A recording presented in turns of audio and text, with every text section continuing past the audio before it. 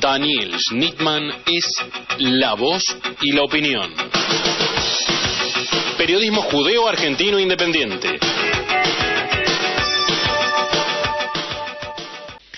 Estos días hemos visto en el periódico Nueva Sion, periódico de la comunidad judía argentina, un reportaje muy interesante que se le hace a un ex jefe del Shin Bet, que es el Servicio de Seguridad del Estado de Israel, donde respondió preguntas muy profundas, ¿no?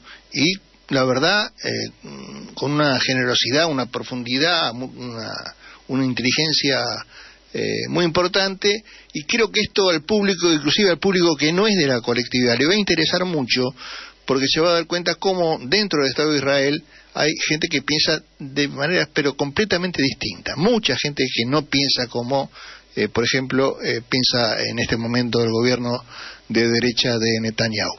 Para esto vamos a hablar con un miembro de la mesa de redacción de Nueva Sion, justamente, es un activista comunitario que conoce muy bien lo que pasa en la comunidad judía aquí en Argentina y en el Estado de Israel a nivel general.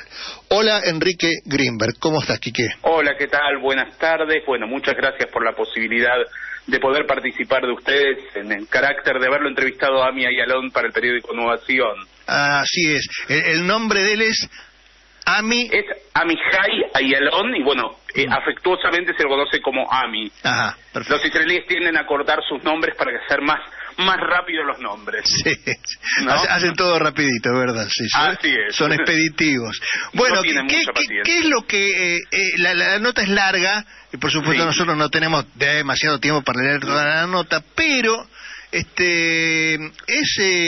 bastante crítico, ¿no? Y, por ejemplo, dice, entre otras cosas, en Buenos Aires ustedes, o los judíos argentinos, pagan un precio muy caro por las cosas que nosotros hacemos en Israel. ¿A qué se refiere con esto? Bueno, realmente creo que en primer lugar el personaje es un personaje muy interesante y antes de haber hecho esta entrevista estuve viendo bastantes cosas de él.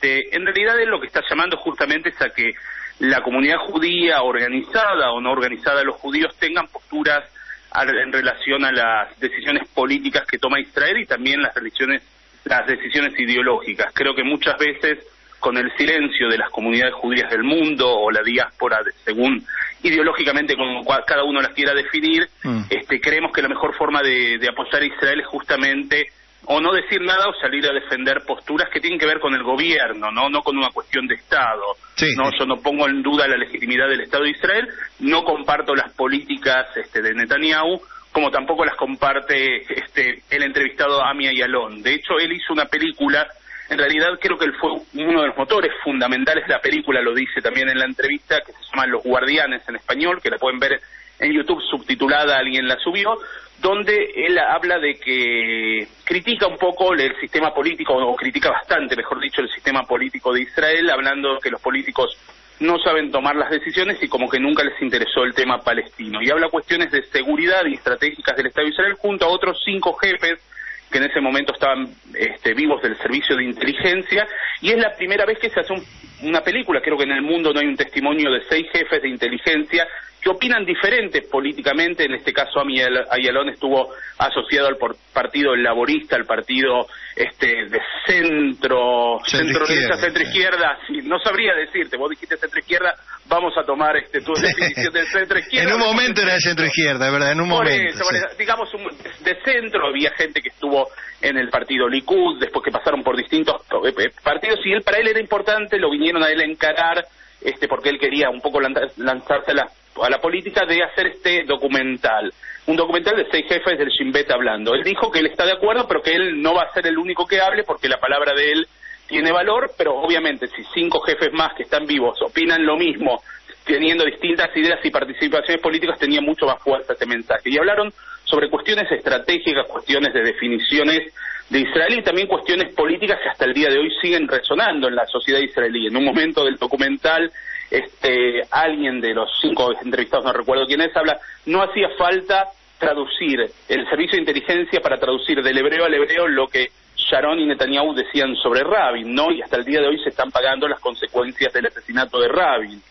Habla también del fundamentalismo judío. Creo que lo interesante, me parece, de la entrevista, por lo menos como yo lo siento en perspectiva, es que él hace una crítica sobre lo que pasa en el Estado de Israel. No se mete con el lado palestino, no se mete con los grupos como Hamas y demás, si bien menciona en algún momento de la entrevista eso, hace una autocrítica fuerte desde el lado israelí, ¿no? Y valiente también, ¿no? En un momento le pregunto si él con la película se siente parte se siente que es lo mismo que hicieron Rompiendo el Silencio, muchos comandantes también de unidades de élite que empezaron a dar testimonios de lo que hacían y les tocaba hacer en los territorios, y él habla en la misma línea que sí, que sería algo muy duro para la gente del servicio de inteligencia admitirlo, pero de cierta manera ellos se ven en la necesidad de hablar y de contar, ¿no? Sí, decime, contanos a toda la gente que nos está escuchando, ¿qué diferencia hay entre el Mossad y el Shin Bet? Bueno, el Shin Bet es el servicio de inteligencia y seguridad interno del Estado de Israel, opera del territorio israelí para adentro y en los territorios ocupados, en disputas administrados por Israel según las distintas líneas políticas. Igual Sharon habló de territorios ocupados y el día de hoy queda claro que esa es la definición. Y el Mossad es el servicio de inteligencia exterior que opera fuera de las fronteras de Israel y fuera de, digamos, lo que son los territorios y la autoridad palestina. Te preguntaba esto porque la gente confunde muchas veces ambas cosas, y le digo también al oyente que el próximo entrevistado en un rato va a ser alguien que desmiente, aquí desde Argentina, que lo vivió en carne propia, el tema de Eichmann, ¿no? Ustedes saben que figura toda la historia como que Eichmann fue secuestrado por agentes del Mossad, etcétera, y bueno, esto es toda una historia muy larga, inventada en su momento por conveniencia por Simón Wiesenthal, pero eso es un tema que tocamos en un ratito nada más. Decime, Enrique, con Enrique Greenberg, que es activista comunitario, estamos hablando de la actualidad política, porque dentro de la comunidad judía sabemos que hay muchos inconvenientes, mucha rispidez, no solamente en Daya con este tema que saltó ahora de Cohen Saban, sino también en AMIA con el ascenso ya prácticamente, diría yo, casi interminable de los ortodoxos, que va a ser muy difícil sacarlos de las comisiones directivas de AMIA, ¿no? Contanos un poquito cómo ves el panorama. Sí, yo la verdad no estoy tan al tanto, pero sí de lo macro te puedo decir que pienso que hubo una ruptura en el modelo comunitario. El modelo comunitario nunca se manejó por defensa de intereses, no, sino por defensa de ideologías. Hasta hace unos años la AMI estaba justamente por muchos años gobernada casi reelecta permanentemente por justamente la centroizquierda, por el partido hegemónico que era Bodá dentro de la AMIA, pero siempre hubieron dentro de las comisiones directivas, estaban incluidos todos los factores ideológicos, la derecha, la izquierda, laicos, religiosos. Al día de hoy la ruptura se dio a partir de la presidencia de Borger, donde subieron la ortodoxia hasta este último momento, que no está representado ningún otro factor dentro de la dirección interna de la AMIA. Ahora, cuando asumió Borger, yo recuerdo que creo que con los votos de la ortodoxia, los judíos religiosos ortodoxos solo, con ellos no alcanzaba, y tuvieron que hacer una alianza con algo no kasher para ellos, que es el movimiento reformista o conservador, según como se le vea, que estaba involucrado también el rabino Berman en esa... Me parece que era el principal involucrado, que le dio los votos, ¿no? Sí. O sea, los votos de una parte contraria a otra se juntaron para llegar a manejar la AMIA, y ahora quedaron, porque Berman ya no está más, no sé qué pelea hubo ahí, creo que quedó solamente la ortodoxia. Quedó solamente la ortodoxia, él es en realidad aquel que le facilitó el acceso a la ortodoxia, como es un sistema por representantes, dio los votos de sus representantes en el RAT, que es la junta justamente de los representantes, él les dio los votos y hasta el día de hoy sigue la ortodoxia. Claro que Borger tuvo una política realmente muy abierta con respecto a los no ortodoxos, visitando el seminario rabínico, pero bueno, después de esto se fue justamente llevando cada vez más al extremo religioso, donde no hay representación al día de hoy de otro factor o político o ideológico por fuera de la ortodoxia liderada por el rabino Levin, quien no es miembro de la AMIA, pero es quien opera desde atrás la política de la AMIA. Sí, de Levin, bueno, esta semana, le digo al oyente, que esté preparado para más adelante, porque estamos recibiendo informaciones y la verdad que como judío me avergüenza tener un padrino, que esa sería la palabra, que no es presidente de AMIA, pero como dice Enrique, maneja la AMIA y pone, en este caso Agustín Sbar, a manejar la AMIA, pero tenemos algunas revelaciones que lo meten con lavado de dinero, non santos de Israel, de México, tema bravo, que bueno, despacito lo vamos a ir charlando. Y ahora decime, Enrique, contame qué pasa en la Daya.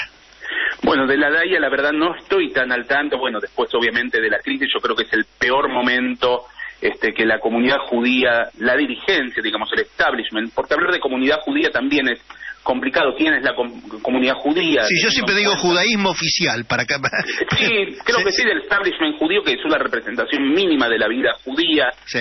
Sobre todo en una institución como la Daya, que en realidad es una institución que no tiene voto directo, sino que votan algunas instituciones que representan, pero tampoco es algo que queda claro quién es, ¿no? La comunidad judía, para mí, la gran mayoría de comunidad judía está fuera de las instituciones. Se habla en el último estudio que se hizo de población de casi 200.000 judíos, con una participación de 1/3 de los judíos dentro de las instituciones, y esa participación puede ser ir una vez al templo al año o ir a un club, ¿no? O sea, que tengamos en cuenta que las instituciones, la verdad, no representan, pero sí tienen un valor simbólico de representación muy importante en la sociedad argentina. Yo creo que es el peor momento de la Daya, digamos, si bien el escándalo sale por el caso de acoso y extorsión de Cohen Sabán, la comisión directiva, seguramente tiene que saber por acción u omisión cómo se recaudaban los fondos en la institución, y la verdad es una vergüenza que golpeó a todos los judíos, no solo al establishment de la comunidad judía, sino el judío de a pie. Claro. También lo golpeó, estuvo en todos los medios, la verdad, con una intensidad muy notable, y creo que todos salimos ensuciados de esta situación, nos represente o no nos represente la Daya, porque somos judíos y de cierta manera cuando se nos pregunta a nosotros en nuestros trabajos, en nuestros ámbitos cotidianos de participación por el caso, realmente yo me sonrojo, ¿no? Sí. Saber que la comisión directiva esta continúa hasta octubre, y sabiendo también que la Daya, más allá de cuestiones que aún no se han revisado respecto al tema de su accionar en la dictadura militar, vamos a temas más actuales con respecto al tema de la causa de encubrimiento AMIA. Claro. Si bien lo que se hizo notorio es el escándalo con Esmeralda Mitre, realmente la participación de Daya en el juicio de encubrimiento como encubridores, porque no han accionado y no han en su querella imputado, por ejemplo, a Mühlen y Barbaque y otros también imputados en esta causa, habla... Menos a Veraja, por supuesto. Un escándalo, menos, por supuesto, a Veraja no. De hecho, la comisión directiva y miembros de la comisión directiva que nunca se han acercado al juicio de encubrimiento en Comodoro Pi se acercaron el día justamente del alegato de la AMIA y de la Daya, y también del alegato en su momento de la defensa de Veraja. Cuando tenía que hablar Veraja, sí fueron como barra brava, ahí tuvieron problemas con gente. Sí, ahí fueron, por supuesto, a brindar apoyo a Veraja. Creo que ese escándalo es aún mayor, ¿no?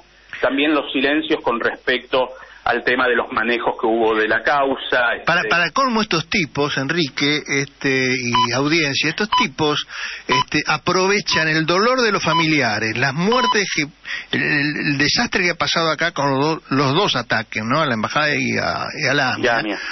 Estos tipos han tomado un poder que no tenían, porque ¿quién conocía a la AMIA y a la Daya? Nada. Por supuesto, hay un artículo que recomiendo que lo busquen en internet, tus oyentes, que se llama El atentado que dio vida a la muerte, que Hanan Nudel escribió en el año 94, en octubre del 94, cuando el atentado fue el 18 de julio del mismo año, donde cuenta que primero el tema de apropiarse del tema quiénes son las víctimas, ¿no? Porque las víctimas son las víctimas y los familiares de las víctimas, no las instituciones ni cualquier judío, menos los dirigentes, y el tema del cambio que se dio en la AMIA, ¿no? Y en la Daya con respecto al tema del poder, ¿no? Que era el atentado que dio vida a la muerte, porque la AMIA estaba mucho vinculada a la muerte por el tema de cementerios, y a partir de esto tomó una vida, una presencia, la AMIA y la Daya, impresionante. Y hablaba de los dirigentes que tenían poder, que seguramente van a seguir buscando más poder. Y esto es lo que pasa, tristemente en las instituciones judías no somos ajenas a lo que pasa en el país, digamos, la gente busca poder, en vez de buscar cuestiones ideológicas, y las misiones de las instituciones que yo las sigo defendiendo, la misión que tiene la DAIA de defensa de la discriminación, de la lucha contra el antisemitismo, de la AMIA como mutual de ayudar en la educación, en la cultura y en los pobres, las misiones son muy nobles porque fueron hechas justamente por aquellos fundadores que con sus errores, sus grandezas y sus pequeñeces pensaban cómo mejorar la calidad de vida de los judíos y una integración al país. Sí, el problema es que cuando se aprovechan de estas instituciones, ¿no es cierto? Entonces, cuando vos te aprovechás, y como sabemos muy bien, hay gente que nunca estuvo en un campo de concentración y escribió libros enteros, y hasta el día de hoy, y da charlas, porque claro, nadie quiere investigar realmente si el tipo estuvo o no estuvo. Si hay instituciones que fueron creadas y fundadas, digamos, para ayudar a la gente pobre como se da acá, y que no sabe de dónde sacar plata ya porque la gente no les cree, pero para eso inventan que están ayudando a sobrevivientes de la Shoah, es terrible lo que uno tiene que pasar. Sí, la manipulación de cualquier tema en realidad sensible para el judaísmo en pos de intereses personales es algo que no lo podemos perdonar. No, pero menos el tema de la Shoah, el tema de los ataques a la AMIA, los atentados, aprovecharse de eso para subir, por ejemplo, que suba un tipo como Claudio Abruj, que era el director ejecutivo de la DAIA encubridora, como bien dijiste hace un ratito. Claudio Abruj, director ejecutivo de Rubén Beraja, sea el actual secretario de Derechos Humanos de la Nación. Es una cosa desastrosa para el judío de a pie. Sí, yo creo que el aprovechamiento de las instituciones comunitarias, como decíamos antes, con fines nobles, para fines personales, me parece que ahí es donde estamos en problemas, pero también pasa en la política nacional y en distintos ámbitos. No creo que la comunidad judía sea la única ni exenta, tristemente. Pero Enrique, tenemos un grave problema. Le estamos dando de comer al chancho.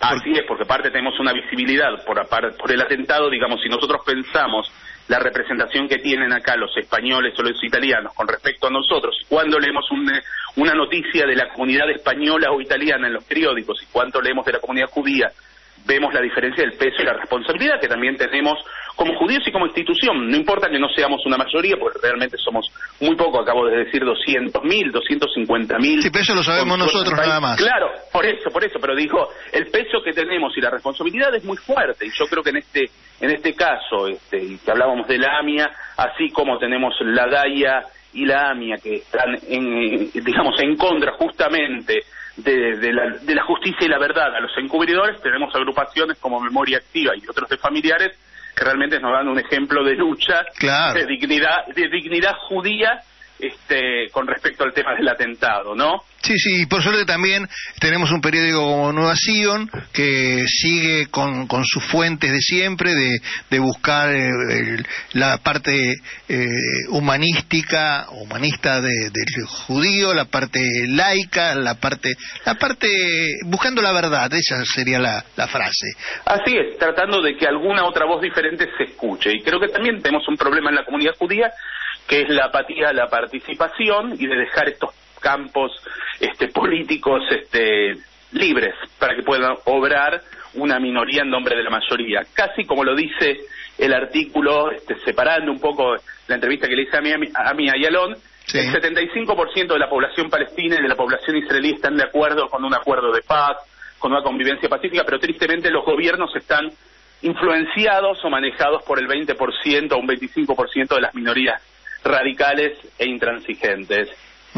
Sí. Y acá pasa lo mismo, el 75% no pensamos como piensa la dirigencia comunitaria, pero ellos, siendo un 25%, se manejan con impunidad, sin importarles el resto del 70%. Aparte manejan los fondos y con eso manejan los medios de comunicación, agencias de noticias, tenemos estas agencias que realmente son deplorables, vis a vis, que de Abruj con el marido justamente de Patricia Bullrich.